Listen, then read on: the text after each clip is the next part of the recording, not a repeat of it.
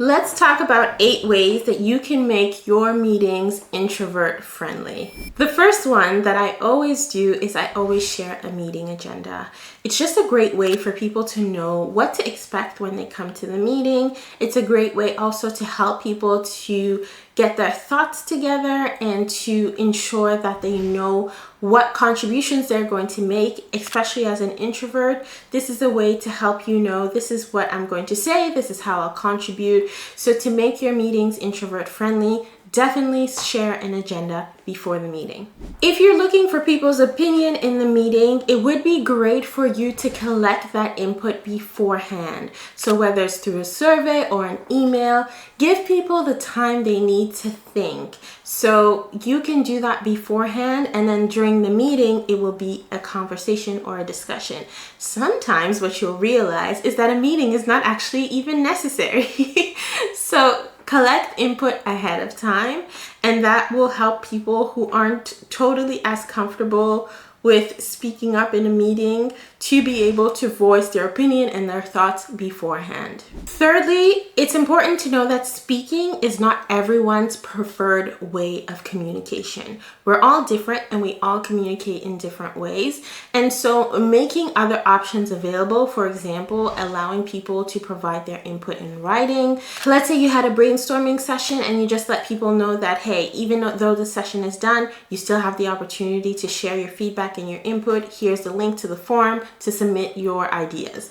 That's just an easy way for people to still have the opportunity to contribute, because speaking is not everyone's preferred way of communicating, but you can also miss out on some brilliant ideas by not including such people in the conversation. The fourth thing is allowing anonymous contributions. It's a great way to be able to get people to contribute without the spotlight being on them. And there are great resources that can help you do that nowadays. One that I have used and that I see a lot of people use is Slido. So that's one of them, but there are so many other options out there that allow people to contribute anonymously, which removes that pressure of them being targeted once they make their contribution. The fifth thing I would say is make speaking optional.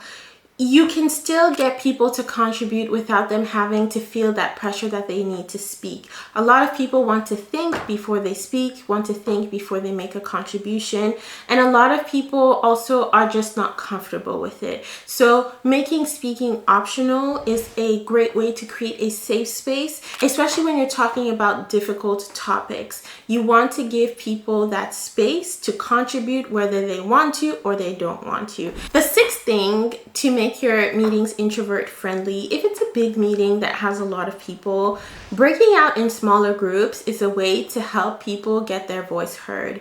They may not be comfortable speaking up in a large setting, but they may get a lot more comfortable in smaller groups where they have the opportunity to get their voice heard. Typically, also being in a smaller setting, a more intimate setting, allows you to share diverse opinions, and then if the group wants to come back afterwards and then a couple of people share, they can definitely do so. But it just removes the pressure and allows people to get that opportunity to contribute in a smaller setting. Number 7 is allow processing time. I know that time is valuable. Often you have meetings back to back, but even giving some time for people to process before they have to answer is so valuable and helpful. And I've been seeing this more and more in interviews where hiring managers are giving the candidates 10 minutes, 15 minutes. They have the interview questions ahead of time. They go through them in those 15 minutes, and then they have the opportunity to respond. So that just helps you to get your thoughts together.